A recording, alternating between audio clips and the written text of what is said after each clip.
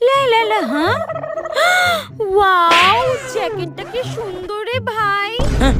আমি কবে থেকে ভাবছিলাম এরকম একটা ব্ল্যাক কালারের জ্যাকেট কিনবো। তুই পরবি? এটা তো ছেলেদের জ্যাকেট, তুই তো মেয়ে। ছেলেদের তো কি হয়েছে, আজকাল মেয়েরা ছেলেদের সব জিনিসই পরে, কোনো ব্যাপার না। তোরাই আমাদের কোনো জিনিস পরতে পারবি না।